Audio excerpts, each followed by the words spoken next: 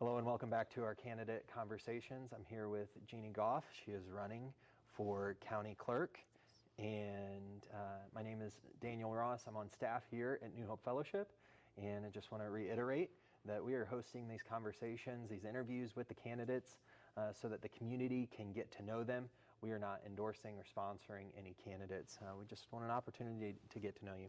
So with that in mind, go ahead and tell us a little bit about who you are and tell us about your family and whatever else you want to tell us. Well, I'm Jeannie Goff. I've been living in Jefferson County my whole life. My father and mom, they both, were Jefferson County residents. My dad all of his life, and I think my mom came from St. Louis. I am number 5 out of 7 original, and my parents had 7 children and adopted 5 more. Wow. So there's 12 of us, so I'm number 5. I am married, and I have 2 daughters and a granddaughter. My oldest daughter, Lauren, is a sprinkler fitter, and she just started that this year. And our youngest daughter, Mackenzie, is actually going to Barnes Jewish Goldfarb Nursing School. Awesome. So I've lived in the Hillsborough, DeSoto area all my life. Worked in the county clerk's office for almost all of my adult life since 1986. I've worked in there and started at the bottom of the ranks and worked up to chief of staff, and I've been handling the elections for the clerks for some time. Awesome. And so you're running for county clerk. Tell us, what does the clerk do? Well, what the county clerk does that most people relate is that we do voter registration and elections. Mm-hmm. And that's from setting up the polling places to staffing the polls to getting the ballots programmed through the vendor that we contract with to just making sure that all the equipment is secured, whether physically, through cyber. We handle all of that details to get the polls ready for people to go vote. The other half of the county clerk's office is the administration side of the county, which a big thing is custodian of records for the county. We also are the Board of Equalization Secretary. So The Board of what? Equalization. So what some people may not understand is that if you don't agree with your assessment that the assessor's office applies to your property, whether it's personal or real, you can appeal to the Board of Equalization of the county and ask them to review that. Now, they can come back with a greater value if they think it's too low, but they could lower it if they agree with you. So then there's an extra step or a next step that you would take if you didn't get your what you thought would be. Right. You can go on to the State Tax Commission, but that is what the Board of Equalization is. Okay. We also handle the tax rates for all the political subdivisions in the county that has a tax rate. We make sure that they're in compliant with the state auditor's office, and we actually do the tax rate calculation that involves doing the sales tax rollback in order to calculate that sales tax just for all the county rates themselves, like general revenue, park, tax, road and bridge, and now the police, the sheriff. We handle liquor license, notaries, bids for the county. So if the county's putting anything out for bid, they have to the companies would submit the bids to us. There's all kinds of stuff that we do that's just, I can go on through the list, but those are some of the top things that we do. Mm-hmm. We do have, a little bit of everything in our office. Since charter, it's kind of changed a little bit. We used to handle all the accounts payable and the insurance and payroll for the county, and we no longer do that. Okay. Yeah, and that was 12 years ago, is that right? Yeah, it kind of filtered out. It wasn't automatic. It just kind of, things worked better the way by moving them into like an HR department on certain things. Sure. Well, we received a list of questions, and I've added some questions. Sure. And you received this ahead of time. And yes. So, and I know really with every position in government, but it's important that we have people who are ethically minded and I know that at times in our lives we've all faced ethical dilemmas. So can you relate to us a time that you faced an ethical dilemma, not necessarily in the clerk's office, but just in general, and it can be there, and how you resolved that? Yeah, I can think of a big one when I was young, and when I worked at my first job. It was McDonald's, and I was a swing manager, and a staff member did something that they weren't supposed to do, and I could have either looked the other way or reported it. And of course I reported it, just the way we were brought up, to do the right thing, because it would have affected customers. And I knew that it was wrong what he did, and so I did report it. So that was hard because, you know, when you're working as children, I mean, we were teenagers, you know, that's hard to rat your friend out, but Right. you kind of had to do it. As far as work related, we kind of get this a lot even today, and they seem small, but one, it's illegal, but it's, you know, it's a huge dilemma when it comes to working with elections. We have people come in to vote and they don't know who to vote for sometimes, and they're trying to educate themselves. But the problem is we can't help them. We can tell them, we can read the ballot to them, we can, you know, pronounce something for them, but we can't tell them what a candidate stands for, whichever party that is, Right. no matter what type of an election. So, you know, we have to explain to them why we can't, but they're like, no, it's okay, I won't say nothing. It's like, we still can't do it. Right. So, you know, and you feel bad because you want to help them, but we're not in that position for that. We're supposed to be neutral in our job there, and that's what the county clerk's office needs to be.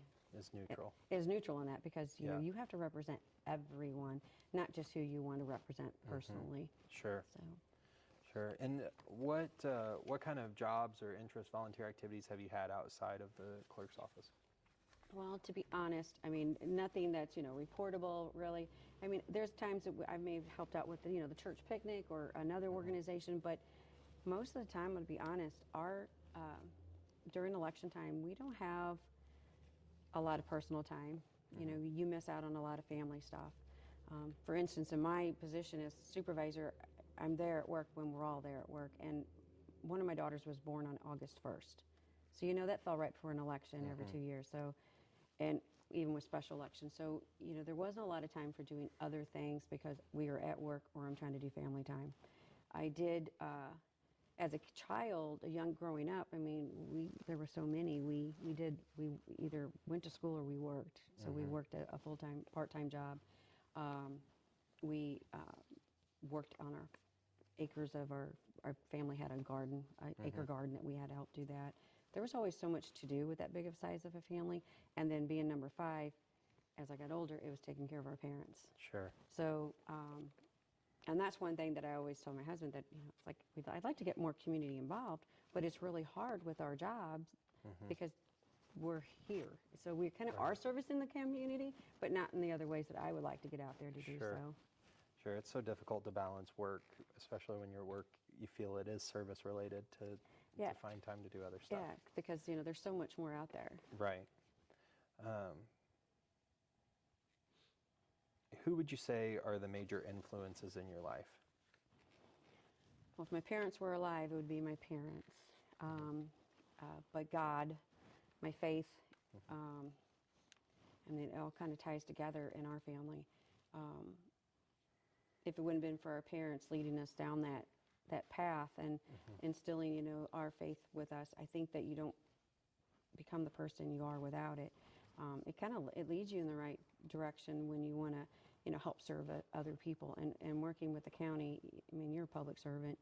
You just have to know going in that, you know, you're there to serve. But if you don't have faith, I think that kind of helps you create your, it kind of creates perseverance, you know, to kind of lead you in that path. So, you know, it would be my faith and my family. That's good. That's good. Specifically in the role of county clerk, what do you feel is the biggest problem facing our county, and how do you plan to address it? In the role of county clerk, you know, I don't know if we say we have problems, but we have changes. I would say more of their changes because, for instance, we have a new legislative bill that was just passed, and it's a challenge because we're going to get through this August election, but by the August 28th, we have to implement all these new changes, and which is going to be a challenge to get this information out to the community. One being photo ID. Now, they already show an ID to vote, but we have to make sure that they know to bring in a photo ID, where the voter election card that we send out, the ID card, it doesn't have their photo on there. So we have to get people to know, you have to bring this in. We have to let people know that when they register to vote, they're going to have to choose a party. We're going to be having early voting. There's going to be some major changes, and so that's a problem for us when you are only, well, there's 10 total people in our office, and that's including the elected county clerk.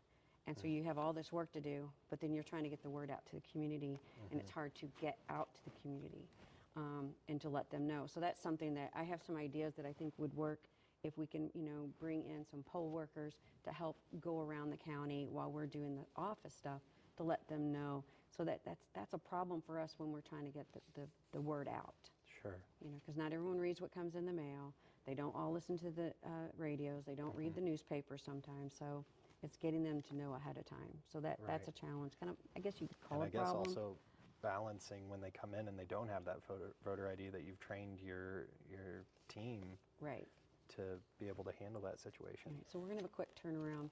Well, we can do it. We've had other challenges and we got through it. But it's just, you can call it a problem. I call it a challenge, and I like a challenge because that's what kind of keeps you motivated and keeps you thinking on your feet, and you reach out to your poll workers and your other workers, and you come up with the best path to take. Yeah, and why do you want to serve the county in this role? Well, besides being there for 35 years, Of course. I know the job. Just Right. there's we Right. can't, and I'm not going to question that. But why? I could actually retire in 3 years if I wanted to, but I like servicing the people, and it's like, well, I know there's some other things I would like to do, but I think if we make a few changes in the office, I can get the staff trained, get them where they know everything, and that one day I could retire, but that maybe we can bring the community, bring our staff out to the community on and helping them. I don't know. It's just, you have to either like it or you don't like servicing the people. And, not everyone knows everything, and that's what we're there for. We're there to help them learn, especially with elections. There's so much in our office that people don't know. They always ask, well, what's the county clerk's office do? And I'm like, oh my gosh, we have to educate these people because they don't know. So it does get a little bit concerning because when they don't know. But I like servicing the public. It's something I like to do. But I like to put my own little spin on it because I haven't been the county clerk, and they've all had their own ideas of what to do, and I have some more. Of course. Yeah. Yeah. Well, that's awesome. Well, we went through a lot of the questions on this list, and now I want to get to what I consider to be the more fun questions. Okay. And so this is the lightning round, so we'll go through a few of these and just see where we go. What is your favorite movie? Gosh. Kind of a country girl at heart. So I like pure country. Okay. There's a lot to that movie that you can take from it, but I am kind of a country girl in that. But when it was my oldest daughter and I for a while, just us, it was Fox and the Hound. I think it's because it was her favorite, but it's kind of a cute movie. Yeah. But yeah, my favorite is pure country. Yeah. I once got in a fight over Fox and the Hound, so fun fact there. I was 4. All right. Oh. Moving on. Moving on. This isn't about me. What is something you wish you were better at? Oh. Obviously, I wish I was a better speaker. I can talk one-on-one, and I'm probably not perfect or great at it, but and I can train people all day long. But just getting up and talking, like a speech or something like that, I always thought, I wish I could do that a little bit better. But, if you ask me a question, I'll answer it. I don't have a problem. Yeah, good. When you were 6 years old, what did you want to be when you grew up? 6? Yeah, just, around that age. Yeah. Well, there was a lot of us. Sometimes you thought you might want to be an only child, but but no, because looking back, I would horrifying to be an only child. But gosh, I don't know. When I got older, I was closer to 7 junior high. I wanted to be a doctor. Then I took biology, and I realized that wasn't a good choice. So we had to make some changes on that. So I chose more in the business accounting field. But yeah, okay. I can't remember when I was little. Probably at 6 years old, probably a princess. Yeah, that was me too. Which one? The princess. I know which princess. Oh no, there's I was multiples. kidding. Yeah, no. Okay, let's move forward a little bit to when you were 13 years old. What would you tell 13-year-old you? Probably to pay attention to my grandmother's cooking a little bit more instead of out on the farm. We like to be outside on the farm doing stuff with the animals, and There's a lot that she could have shown us in some of the baking stuff. I have a little bit of stuff, but there's some stuff Yeah. that I know she could have shown me. Well, that leads really well into our next question. Okay. If you were having me over for dinner, Okay. what would you make to impress me? What's your signature dish? Oh my gosh. It's going to be a strange one, but my family loves it when I make my chicken pot pie because it's homemade. So if you're not a vegetable eater, that probably would be next. But Yeah. yeah, chicken pot pie is one of the Okay. things that they like for me to Yeah, make. that sounds really good. And then all modesty aside, excuse me, and besides chicken pot pie, what are you better at than 90% of people? And it doesn't have to be serious. I would say like, playing guitar or ping pong or something. No, it's probably, I'm a kind of a clean freak, as my sisters would call it, because I like things to be really clean and very detailed. Okay. Very detailed in it. Yeah. Well, good deal. Where are we at time-wise? All right. And one more. This Okay. one should be pretty easy. Okay. What color is your toothbrush? White. White. Why'd you pick white? It's an Oral-B. I don't know. Whatever color. It might have some colored rings on the toothbrush Okay. head. I don't know. All right. I just like asking random That's questions. funny. Yeah. All right. I don't know if they had another color. Well, it's been great having you on. Where can people go to find out more information about you and your campaign? Well, I do have a campaign website, which is jeanniegoff.com. I do have a Facebook also for, Okay. I think it's Jeannie Goff for County Clerk. Okay. Or they can always reach me at the county clerk's office, and I can lead them to the right. They can give them my cell phone number or whatever. I don't care. All right.